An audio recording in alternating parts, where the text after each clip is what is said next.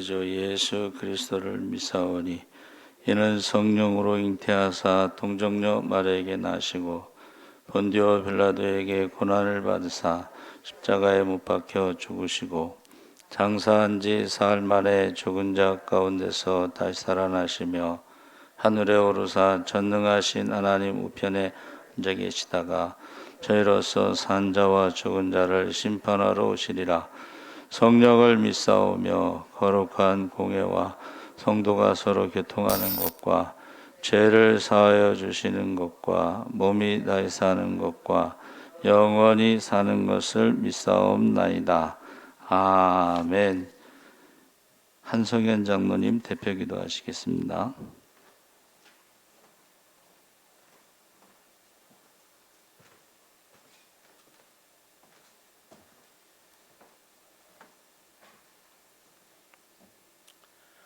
거룩하시고 자비로우신 아버지 하나님 감사드립니다. 지난 삶에 있어서도 아버지 하나님께서 우리들에게 모든 것을 헤아려 주시고 사랑과 건강으로 삼아 주신 가운데 오늘 거룩한 주일 기쁜 마음으로 주님 전에 나왔사오니 아버지 하나님께서 헤아려 주시고 도와주셔서 우리 성도님들 그야말로 은혜 받을 수 있는 거룩한 주일이 될 수 있도록 도와주시옵소서. 고맙고 고마우신 아버지 하나님, 코로나로 인하여 이 어려움 속에서도 우리들이 모든 것을 아버지 하나님께서 도와주시고 모든 질병을 이겨내게 하여 주시어 너무나도 감사드립니다. 앞으로 삶에 있어서도 아버지 하나님 보시기에 좋지 못하는 일보다는 좋았던 모습으로 살게 하여 주시옵시고 모든 질병을 담대한 믿음으로 이겨낼 수 있는 성도님들이 될 수 있도록 도와주시옵소서.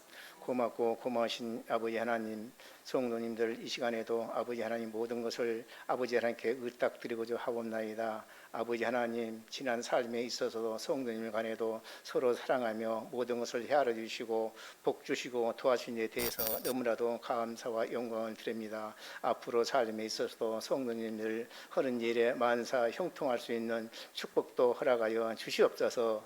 또한 가정에도 아버지 하나님께서 믿음의 가정을 주시고 아버지 하나님 물질적인 축복도 주시니 너무나도 감사하였사옵나이다. 앞으로 삶에 있어서도 성도님의 가정이도 만사 형통할 수 있는 가정이 될 수 있도록 도와주시옵소서. 고맙고 고마우신 아버지 하나님, 우리들이 아버지 하나님 무엇보다도 오늘날까지 아버지 하나님께서 도와주시고 지켜주셔서 이렇게 좋은 모습으로 아버지 하나님 만나게 하여 주신 것을 감사드립니다. 앞으로 삶에 있어도 아버지 하나님 성도님들 성령 충만할 수 있는 성도님들이 될 수 있도록 도와주십시고 믿음으로써 거듭날 수 있는 성도님들이 될 수 있도록 도와주시옵소서. 고맙고 고마우신 아버지 하나님, 오늘 또 아버지 하나님 모든 것을 감사드리며 예수님 이름으로 기도드렸사옵나이다. 아멘.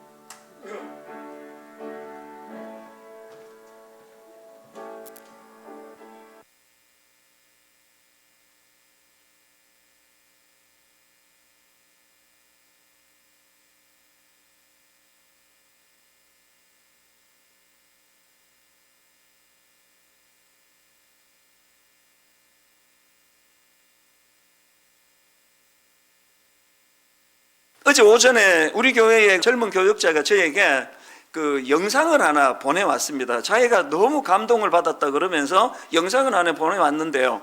그 영상을 보니까 그 유재석 씨가 진행하는 어느 프로그램이에요. 그가 지금 코로나 바이러스 봉사로 대구에 내려가 있는 어떤 그 자원봉사 간호사님하고 그 인터뷰를 하는데요. 어느 대목에서 이 유재석 씨가 눈물을 흘리는 거예요. 근데 그 어느 대목 자체가 너무 감동적이에요. 계속 좀 감동스러운 이야기를 유도하는 게 사회자 아닙니까? 그러는데 그 인터뷰하는 그 봉사자 간호사님이 너무 무덤덤한 거예요. 계속 고충이 뭐냐, 에이 그래도 힘든 게 있을 거 아니냐 계속 유도해내는데 그 봉사자가 한결같이 무덤덤하게 하는 이야기가 우리는 힘들지 않아요. 어렵지 않다니까요. 봉사자들이 그 방독면을 너무 많이 써가지고 여기 진물이 나고 그냥 반창고를 바르고 이런 사진은 나가는데 그 봉사자가 계속 너무나 대수롭지 않게 안 힘들다니까요. 그냥 하는 거죠. 유재석 씨가 그 대목에서 눈물을 흘리기 시작하는 거예요. 너무 무덤덤하다고, 너무 담담하다고, 너무 당연히 해야 되는 걸 하는 것처럼 그것이 너무 감동이 된다고. 저도 어제 눈물이 나더라고요. 그 영상을 보면서 계속 마음으로 소원했습니다. 저분은 크리스찬이어야 돼. 저분이 크리스찬이기를 바래.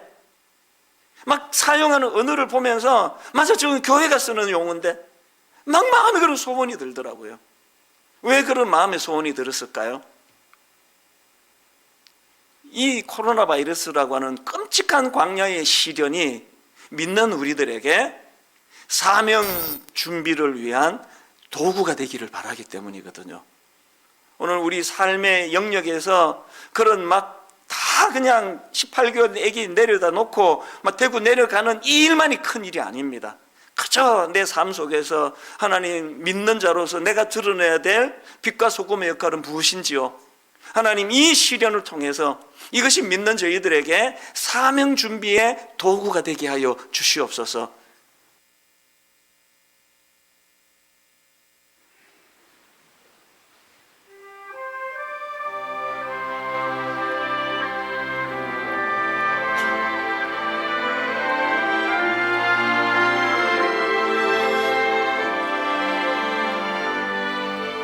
우리에겐 소원이 하나 있네. 주님 다시 오실 그날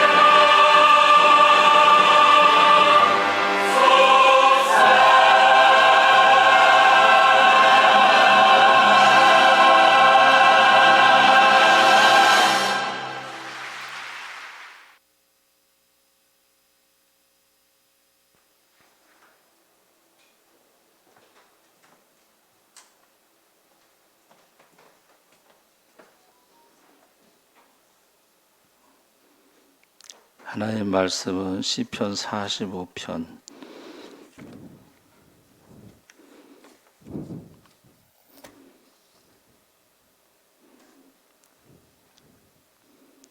1절서부터 4절까지만 우리 읽겠습니다. 45편 1절에서 4절까지 우리 다 같이 읽겠습니다. 내 마음이 좋은 말로 왕을 위하여 지은 것을 말하리니 내 혀는 글솜씨가 뛰어난 서기관의 붓끝과 같도다. 왕은 사람들보다 아름다워 은혜를 입술에 머금으니 그러므로 하나님이 왕에게 영원히 복을 주시도다. 용사여 칼을 허리에 차고 왕의 영어와 위엄을 입으소서. 왕은 진리와 온유와 공의를 위하여 왕의 위엄을 세우시고 병거에 오르소서. 왕의 오른손이 왕에게 놀라운 일을 가르치리이다. 아멘. 할렐루야. 잘 오셨습니다. 감사합니다. 왕의 결혼식 하면은 보통은 이제 솔로몬 왕 아니면 다윗 왕 이런 왕들의 이름이 생각나는데 여기서 나오는 왕은 일반적인 왕이 아니고 메시아. 그래서 우리 시편 22편을 메시아 시편이라고 부르는 것처럼 시편 45편도 메시아 시편이라고 부르고 있습니다.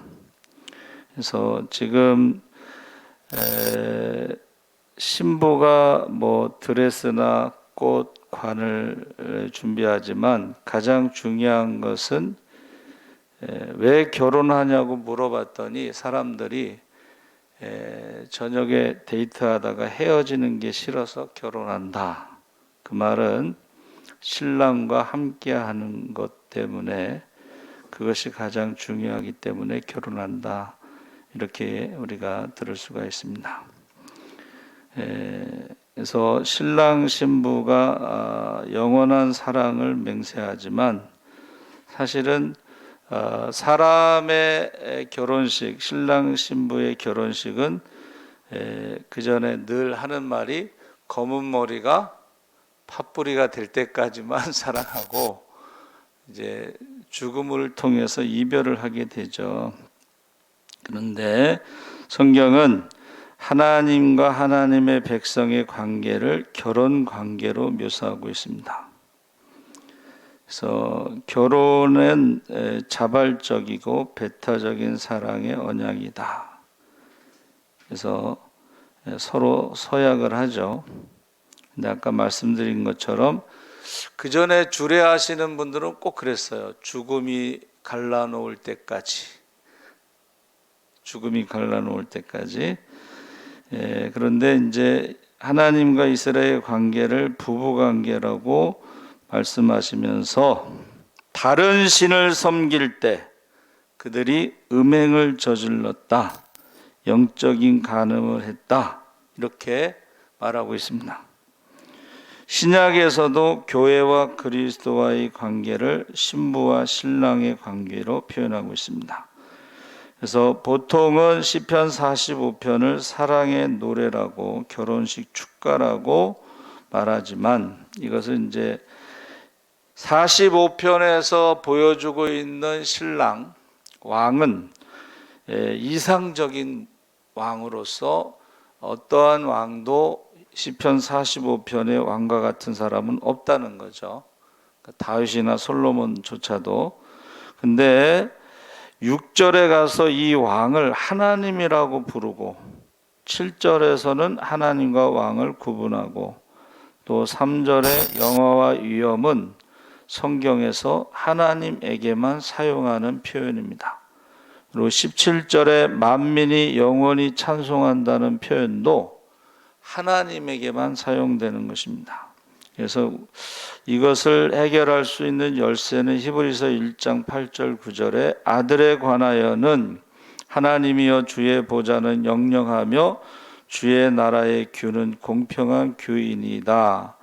주께서 의를 사랑하시고 불법을 미워하셨으니 그러므로 하나님 곧 주의 하나님이 즐거움의 기름을 주께 부어 주를 동류들보다 뛰어나게 하셨도다.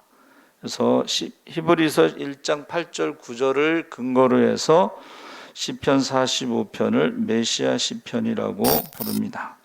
그래서 크게 우리가 세 가지를 볼 수 있는데, 첫째는 왕이신 그리스도의 아름다움, 두 번째는 신부인 교회의 아름다움, 그리고 세 번째는 함께할 미래의 가정의 아름다움을 지금 노래하고 있습니다. 그래서 우리는 왕의 신부로서 왕의 아름다움을 알아야 된다. 다시 말하면 우리가 예수님이 우리의 신랑, 우리의 왕으로서 예수님의 아름다움을 알아야 된다. 그래야지만이 우리가 계속해서 예수님을 사랑할 수 있다 그랬습니다. 두 번째로는 우리는 왕의 신부로서 우리가 갖추어야 할 아름다움이 무엇인지를 알아야 된다. 그것이 우리가 왕을 사랑하는 방법이다 그랬습니다. 세 번째는 현재의 어려움을 이길 수 있는 힘이 미래의 가정의 아름다움을 알을 때에 가능하다 그랬습니다. 그래서 왕의 아름다움에 대해서 2절에서 9절까지 말씀이 나왔는데, 모든 사람들보다 아름답다. 이것은 외모를 말한다기보다는 뒤에 나오는 왕의 성품, 자질들을 고려한 표현입니다. 그래서 은혜를 입술에 머금으니 그러므로 하나님이 왕에게 영원히 복을 주시도다. 그러니까 왕의 그 성품에 입술에 은혜로운 말이 가득하다. 왕은 절대 권력을 가지고 있기 때문에 그의 성품이 어떠한지가 백성들의 삶에 결정적이다. 왕은 권위적이고 이기적인 왕이 아니라 그 백성에게 은혜를 베푸는 왕이다. 하나님께서 그 왕에게 영원히 복을 주시고 모든 필요들을 풍성하게 채워주신다 그랬습니다. 그러니까 예수님에 대해서 요한은 1장 14절에 아버지의 독생자의 영광을 보니 은혜와 진리가 충만했다 그랬습니다. 그러니까 예수님의 말씀을 들을 때에 은혜로운 말들을 놀랍게 여겼습니다. 욕하지 않고 예수님을 조롱하고 핍박하는 자들을 향하여서도 맞대어 욕하거나 위협하지 않고, 가난한 자와 소외받는 자들과 함께 하시고, 자신을 위해서는 돌을 떡으로 만드는 일도 하지 않으셨지만 남을 위해서는 물고기 2마리와 떡 5개로 5,000명을 먹이는 일도 하신 은혜로운 분이시다. 은혜라고 하는 것은 윗사람이 아랫사람에게 베푸는 것을 말하는데, 우리가 여러분 중매를 잘 쓰면 수리석잔이라고 그러고, 안 믿는 사람들은 중매를 잘못 쓰면 뺨이 세대라고 그랬잖아요. 이게 중매도 은사가 있어요. 중매를 잘 쓰는 방법은 피할 것은 피하고 알릴 것은 알려라. PR을 잘해야 돼. 굳이 안 좋은 거를 알릴 필요가 없고 좋은 것들을 자꾸 이야기를 해야 됩니다. 그래서 지금 왕의 성품, 그래서 신랑이라는 말과 신부라는 말의 그 신자가요, 세 신자라고 우리가 알고 있는데, 그게 옥편에 찾아보면 땅 이름하고 벼슬 이름, 그러니까 직업과 재산이 있고 착한 마음이라는 게 들어가 있어요. 신랑도 신부도. 그러니까 그전에는 신랑의 결혼 조건 1순위는 직업이고 신부의 결혼 조건 1순위는 이뻐야 돼요. 젊고. 근데 요새는 바뀌었어요. 요새는 신랑도 1순위가 직업이고 신부도 1순위가 직업인데, 중요한 것은 성품이라는 거예요. 착한 사람이냐. 그래서 저도 기도 제목을 가지고 교수님이 말씀하셔서 신앙 있고 착하고 건강한 사람 세 가지를 놓고 이제 결혼을 위해서 기도하는데, 착하다는 것을 어떻게 하느냐? 동생들을 계속 결혼 조건이 막내 동생 고등학교 졸업할 때까지 뒷바라지하고 3년 뒤에 하자는 거예요. 그러니까 동생들 이제 이렇게 뒷바라지라는 거 착하다. 또 저희 집사람 미용하면서 순복음교회 철회를 다녀서 건강하다. 또 신앙은 뭐 순복음교회 뜨겁잖아요, 그렇죠? 철회를 같이 이제 시간이 서로 안 맞잖아요. 철회를 같이 갔어요, 여자 순복음교회. 근데 뭐 거기는 다 주여, 손 들고 주여잖아. 뜨겁잖아요. 근데 성결교단도 이게 굉장히 뜨거워. 주여 손 들고 하는 게 성결교단도 그게 있잖아요. 비슷해요. 예, 그래서 이 결혼을 위해서 구체적으로 기도를 하라고 계속 우리 애들한테도 얘기하는데 저는 이제 기도의 응답대로 된 거죠. 결혼에 대한 그 기도 제목 중에 하나가 원로 목사님이 정전사 날씬한 사람하고 해. 그래서 왜요? 그랬더니 목회하다 보면 부부 동반해서 신방 다닐 때가 많은데 둘 다 뚱뚱하면 미련해 보여. 그러니까 제가 뚱뚱하니까 날씬한 사모를 만나는 거예요. 네. 여러분 놀라지 마세요. 제가 지금 30년 전에 몸무게로 돌아갔어요. 결혼할 때쯤에 몸무게. 그때 85kg, 84kg인데 우리 집사람은 40몇 kg밖에 안 나갔어요. 네. 여러분 하여튼 기도는요 구체적으로 해야 돼요. 구체적으로. 그래서 요새는 신랑 신부라는 말에 거기에 땅 이름하고 벼슬 이름하고 착한 사람이라는 이 세 가지가 들어가는 거예요. 그 중에 이제 성품을 서로 하여튼 기도를 많이 해야 됩니다. 그 다음에 3절 5절에 왕의 용맹성에 대해서 지금 말하고 있는데 용사여 칼을 허리에 차고 왕의 영화와 위엄을 입으소서. 진리와 온유와 공의를 위하여 왕의 위엄을 세우시고 병거에 오르소서. 왕의 오른손이 왕에게 놀라운 일을 가르치리이다. 그래서 이 왕의 용맹성, 우리가 히브리어의 그 신부라는 신랑이라는 말이요, 울타리와 권세 있는 왕이라는 뜻이 들어가 있어요. 그러니까는 왕은 자기 신부를 지킬 수 있는 용맹성이 있어야 돼. 옛날에 전쟁을 해서 지면 어떻게 해요? 왕비를 뺏어갔잖아요. 그래서 우리 잘 알고 있는 그 징기스칸의 부인이 잡혀갔어요. 근데 그 징기스칸 부인이 잡혀가서 임신을 해서 돌아왔어요.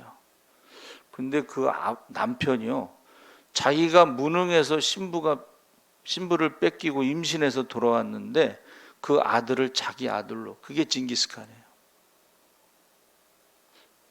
우리가 생각할 때는 이거 남의 자식을 지금 임신해서 돌아왔잖아요. 근데 자기 아들로 자기 후계자로 삼겠어요? 근데 자기가 전쟁에 져서 그렇게 된 것을 책임을 지고 인정하는 거예요. 그러니까 사람들이 아무리 수근수근거려도 얘는 내 아들이다. 왕은 자기 부인을 지킬 수 있는 용맹성이 있어야 된다. 힘이 있어야 된다는 거예요. 안 그러면 빼앗기게 돼 있습니다. 왕의 화살은 날카로워 왕의 원수의 염통을 뚫으니 만민이 왕의 앞에 엎드려지는도다.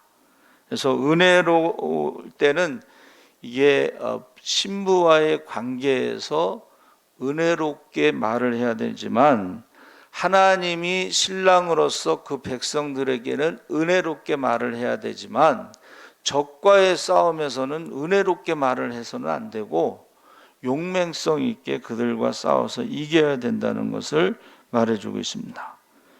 그래서 자기 가정을 지킬 수 있고 자기 부인을 지킬 수 있고 처자식을 지킬 수 있는 힘이 있어야 돼요. 그러니까 이거는 세상의 왕의 이상형이 아니고 메시아로서의 모습이에요.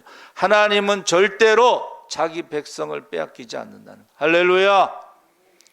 애굽에서 나왔을 때에 애굽의 군사들이 쫓아올 때에 하나님이 그 백성들을 하나도 빼앗기지 않고 구름 기둥과 불 기둥이 앞뒤로 막아서 지켰었죠. 그래서 애굽의 군사들에 의해서 죽은 사람이 한 명도 없었어요. 지금 아프가니스탄에 지금 미군이 철수하고 이제 31일까지 철수하라는데 그 전에 테러가 일어났죠. 그래서 미군이 12명이 죽었습니다.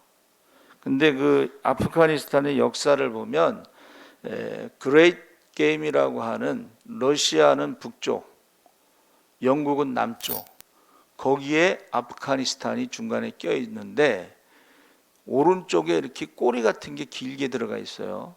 그게 이제 중국하고 맞닿아 있어서 지금 중국이 머리가 아프다 그러는데 그게 이제 하나의 방패제 역할을 했어요.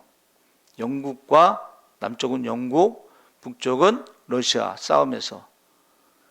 그런데 이제 영국이 아프가니스탄에서 떠날 때요, 아프가니스탄 사람들이 영국 병사들을 다 죽여버렸어요. 한 명만 살아남았어요. 그러니까 지금 이 아프가니스탄 사람들이 느끼는 감정은 미군이 점령군이라는 거예요. 그래서 그들을 살려둘 수 없다는 게 그들의 기본 생각이에요. 그러니까 테러를 일으키는 거예요. 그래서 여러분, 어떤 왕이냐? 자기 백성을 한 명도 빼앗기지 않는 왕, 그게 하나님이시라는 거예요. 예수님이 이 땅에 오셔서도 하나님이 나에게 맡겨진 영혼들은 내가 한 영혼도 빼앗기지 않는다. 저도 전도사로 헌신할 때요, 하나님이 저에게 맡겨진 영혼은 한 영혼도 빼앗기지 않겠습니다 하고 소원을 했어요. 그래서 제가 이름을 부르면서 기도하는 거예요. 30년 전에 제가 전도했던 아이들 이름을 지금도 이름을 부르면서 기도해요. 30년 전에 그 아이의 이름을 부르면서. 이제 아이가 아니지, 지금은 장로가 되는 학생들도 있어요. 목사가 되는 학생들도 있는데 지금도 저는 이름을 부르면서 기도해요. 맡겨진 영혼들은 빼앗기지 않겠습니다. 골로새서 2장 15절에 통치자들과 권세들을 무력화하여 드러내어 구경거리로 삼으시고 십자가로 그들을 이기셨느니라. 여러분, 십자가로 이기셨다고 한 것을 말해요. 여러분 보세요. 예수님이 십자가에 돌아가셨을 때는 자기들이 이긴 줄 알았잖아요. 3일 뒤에 부활하시고 나서는 베드로의 설교를 듣고 멘붕이 왔잖아요. 우리가 어찌할까? 너희가 죽인 예수가 하나님의 아들이다. 그 말에 멘붕이 왔잖아요. 그러니까는 여러분, 이 십자가의 비밀은 하늘의 밀이 땅에 떨어져 죽으면 많은 열매를 맺는 것입니다. 6절 7절에 왕의 통치가 나오죠. 주의 보좌는 영원하고 주의 나라의 규는 공평한 규이니이다. 왕은 정의를 사랑하고 악을 미워하시니 그러므로 하나님 곧 왕의 하나님이 즐거움의 기름을 왕에게 부어 왕의 동료보다 뛰어나게 하셨나이다. 그래서 이사야서에도 기쁜 소식이 뭐예요? 하나님이 다스리신다. 하나님이 다스리신다가 기쁜 소식이에요. 하나님이 다스리는 나라가 하나님 나라입니다. 하나님이 다스리는 나라는 귀신이 떠나가고 병든 자가 고침받고 가난한 자가 축복을 받고, 하나님이 다스리는 나라는 하나님의 능력과 축복이 나타나는 거예요. 그러니까 우리가 예수를 믿으면 예수의 이름으로 성령이 임하시면 권능을 받고 예루살렘, 유다, 사마리아 땅끝까지 복음의 증인이 되는데, 첫째는 가서 제자들의 12명의 제자들을 파송할 때에 내 이름으로 귀신을 쫓으라 그랬어요. 두 번째는 내 이름으로 병을 고치라 그랬어요. 세 번째는 복음을 전하라 그랬어요. 여러분, 저와 여러분이요, 중매를 잘 서야 되는데 예수님이 가장 완벽한 신랑의 모습이에요.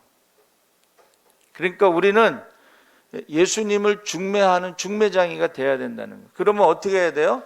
예수님에 대해서 알아야지 중매를 하지. 그렇죠? 그러니까 오늘 시편 45편에 야, 예수님은 말하는 게 너무 은혜스러워. 그냥 옆에 있어만 있어도 너무 좋아. 그게 이제 신부의 마음이 돼야죠. 아, 나는 어디를 가든지 우리 신랑하고 같이 있고 싶어. 뭐 그런, 전혀 그렇지 않다는 표정을 지시는데, 그거는 세상 신랑이 아니고 예수 신랑이 그렇다는 거예요. 그래서 여러분, 8절 9절에 이제 결혼식을 앞둔 왕의 모습을 보니까 모든 옷은 몰약과 침향과 육개의 향기가 있으며 상하궁에서 나오는 현악은 왕을 즐겁게 하도다. 왕의 옷에는 아름다운 향기가 난다 그랬습니다. 그래서 우리 예수 믿는 사람들은 어떻게 해요?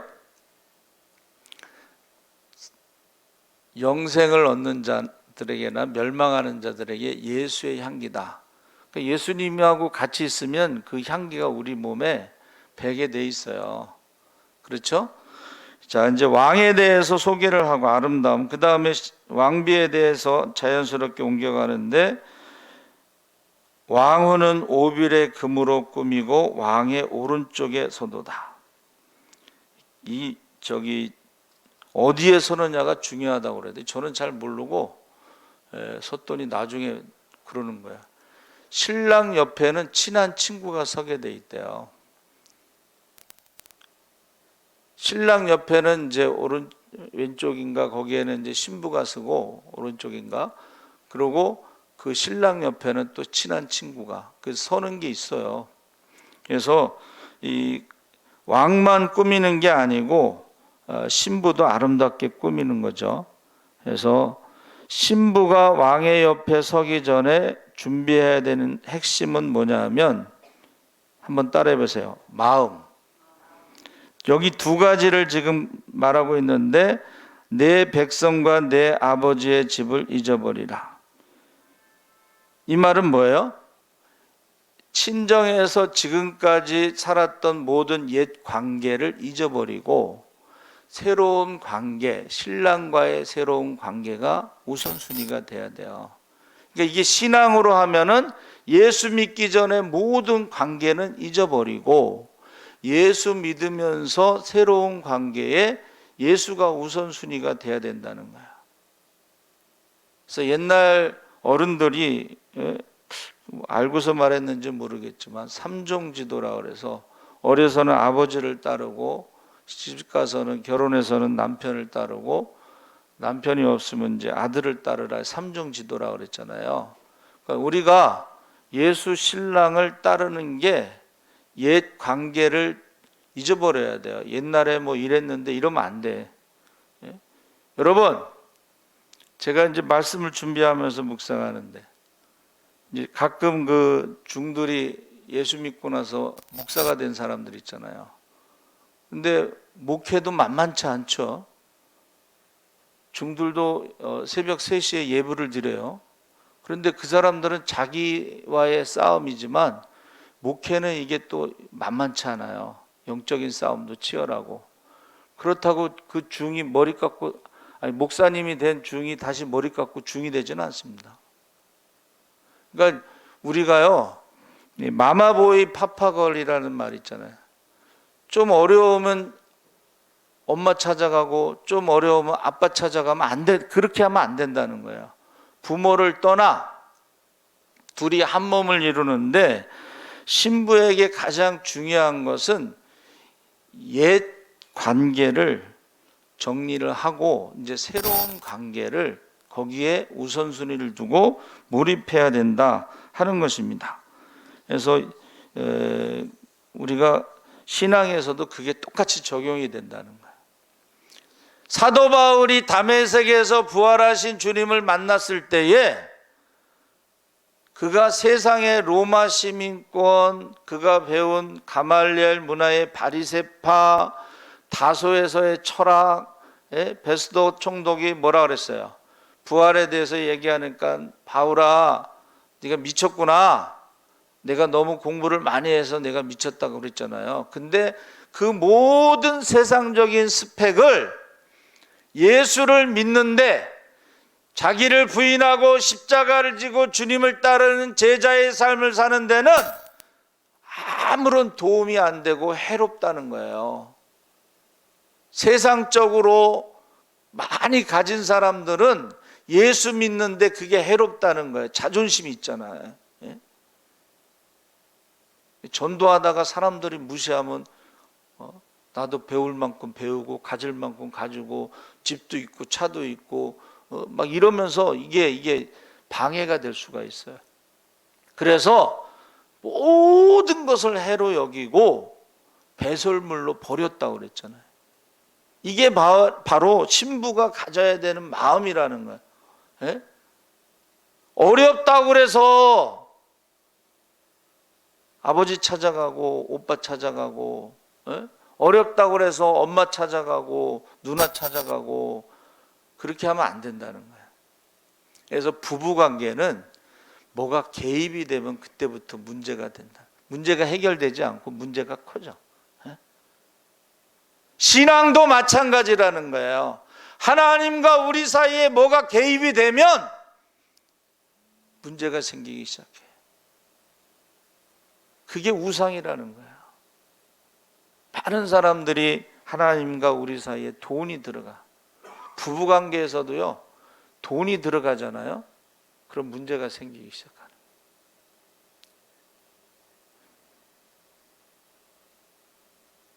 살다 보면 어려운 일이 왜 없겠어요, 그렇죠? 그때에 둘이 신랑 신부가 부부가 믿음이 있다면 우리 합심해서 기도합시다. 그래서 그 전에 이제 사업하시는 분들은 힘들 때가 있어요. 그러면 그 사장님은 보따리를 싸가지고 가족들 다 데리고 기도원에 올라간대.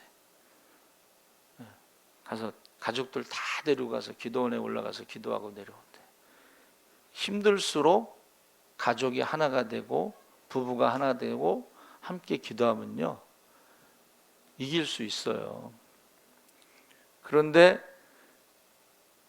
하나가 되지 못하면 어떻게 해야 돼요?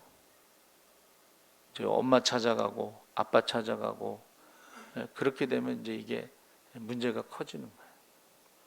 그래서 그 유명한 예화가 있어요.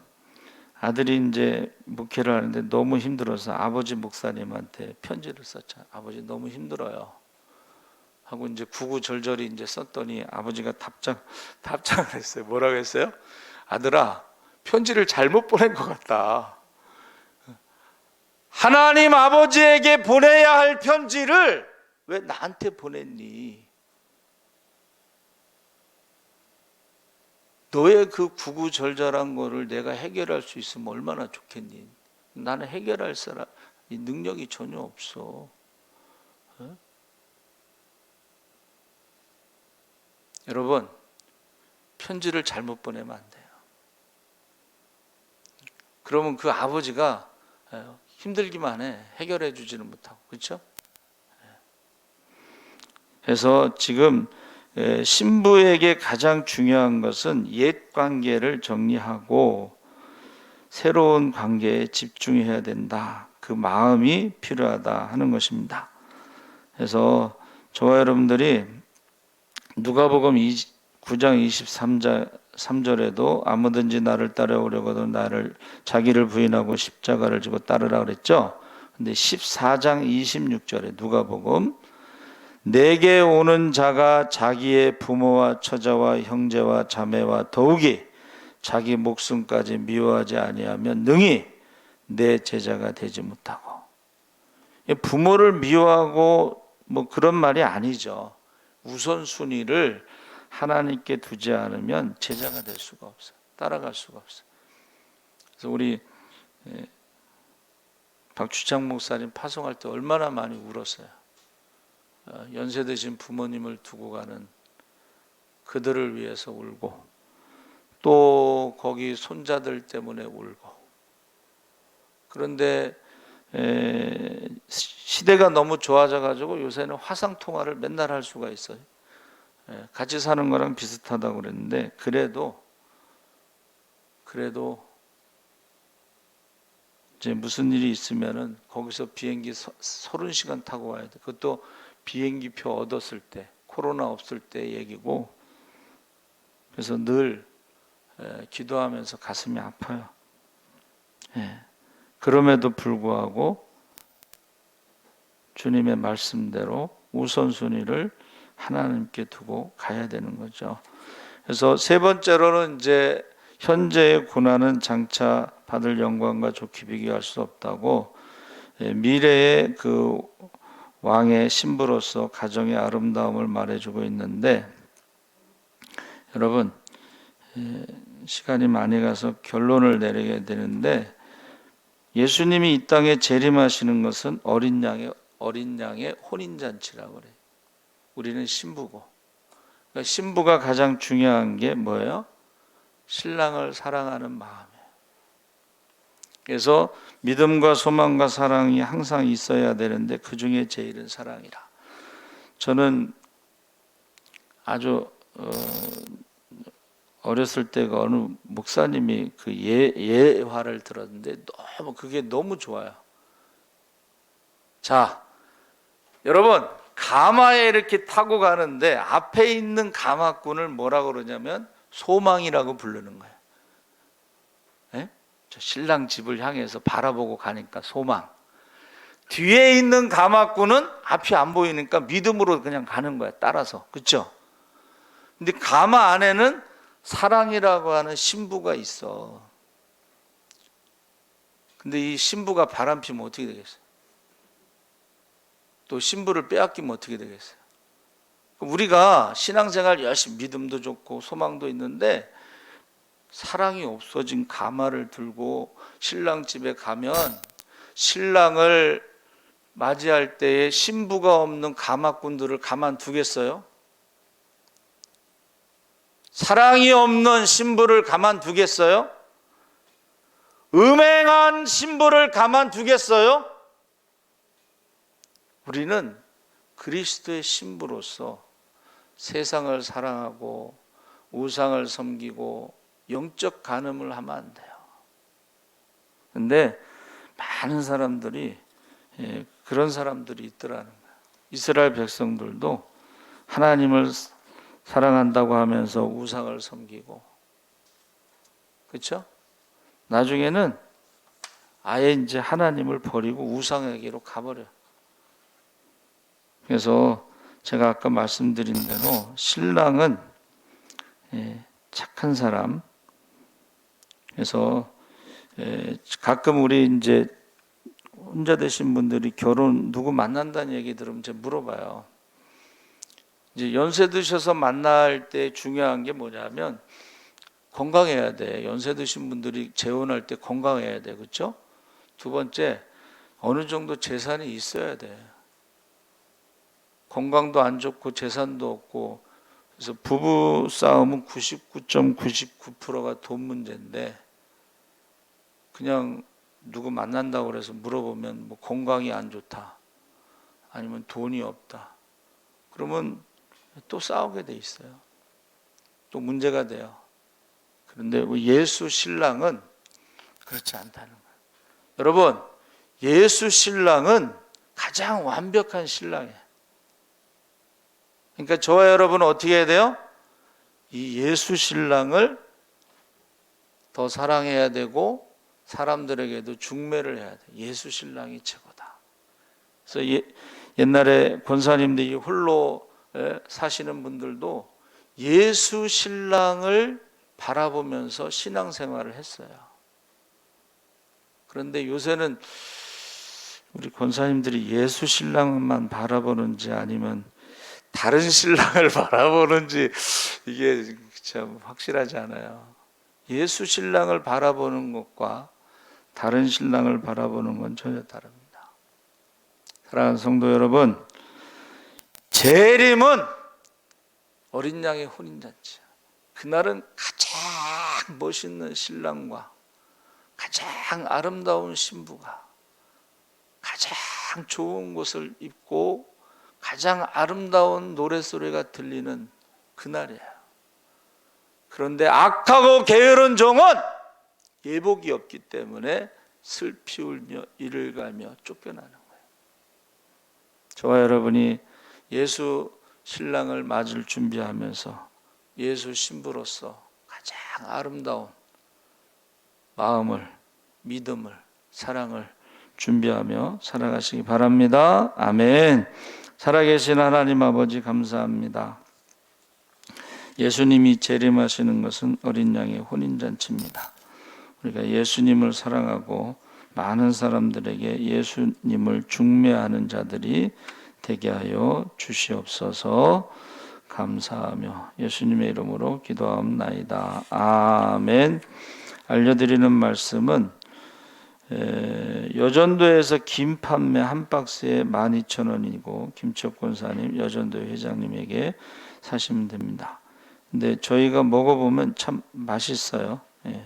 여러분 필요하신 분 꼭 사가시기 바랍니다. 기도하겠습니다. 하나님 아버지 감사합니다.